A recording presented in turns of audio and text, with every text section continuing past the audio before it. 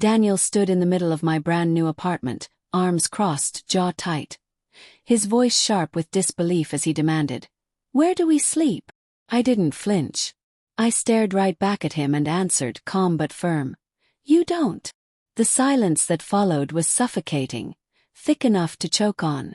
My brother's kids gripped the edges of Emily's coat, confused and restless.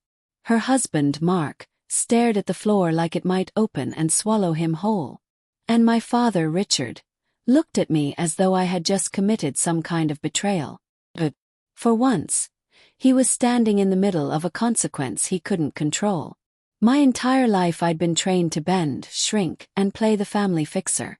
Every holiday, every get-together, I was the peacekeeper who gave up my comfort so everyone else could breathe easy. When my mother died, it only got worse. Richard crowned Daniel as the golden child and handed me the role of silent caretaker. He received all the praise, while I carried the burden of responsibility. So when I finally got a hard-earned promotion out of state, securing my own place for the first time, I thought, foolishly, that maybe they would be proud of me. I invited them before I even finished unpacking the last box. But 2 weeks before the move, Richard called. His tone casual, as though he wasn't about to lay down a command. "You'll need at least 4 bedrooms, he said. "Me, Daniel, Emily, the boys, we all need to fit. Don't waste money on something small. We'll be there for a long time." Not a question, not a request, just an assumption. I laughed at first, thinking it was a joke. It wasn't. When I told him I had signed a lease on a modest 2-bedroom apartment, his voice exploded through the phone. "What kind of selfish daughter are you? You expect us to sleep on the floor like dogs." That word, dogs, burned itself into my memory. Because that's what he thought refusing to house them made them. Animals beneath my roof. I didn't fight back. I didn't explain. But I remembered. And I made my own plan. I stopped sending updates. I didn't share pictures when I bought furniture. When they asked, I brushed it off. Still unpacking. What I didn't tell them was that I had bought only a single sleeper sofa. Enough for 1 adult guest, not 5 freeloaders. The 2nd bedroom. I left it bare except for a desk and a locked filing cabinet. My sanctuary. So when they finally arrived, reality hit them like a brick wall. Richard stormed through my apartment, opening doors as if he owned the place. When he discovered the 2nd bedroom wasn't prepared for him, his face darkened. "This isn't acceptable," he growled. "We can't live like this." My voice was steady, practiced. "You weren't invited to stay." His face flushed red, then purple. "We came all this way. You assumed you were welcome," I said evenly. "You weren't." Emily gasped, clutching the boys closer.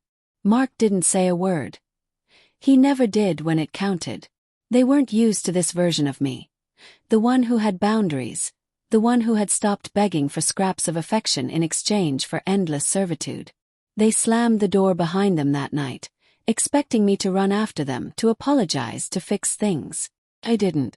But I knew it was only the beginning.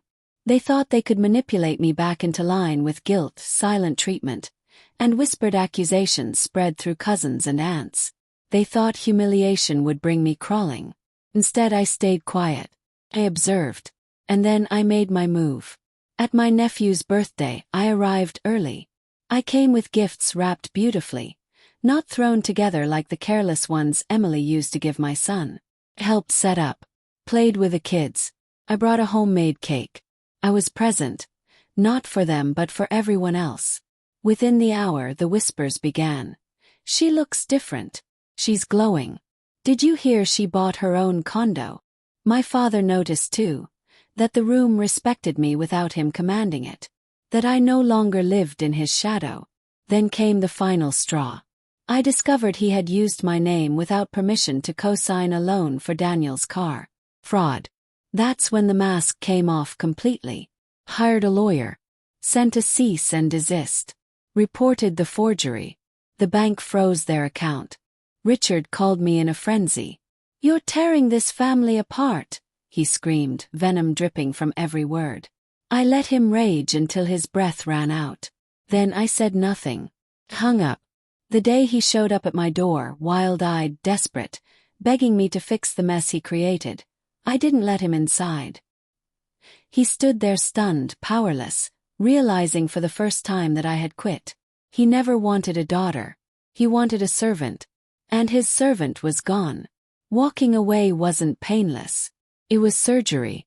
And sometimes the wound bled even after it was clean. But I would rather live alone in a home I built for myself than suffocate in a house where I was outnumbered. Now my apartment is quiet, peaceful. It smells of coffee and ambition, not guilt. And if Richard ever dares to ask again where he's supposed to sleep, I'll give him the same answer, slower this time. Ooh, don't.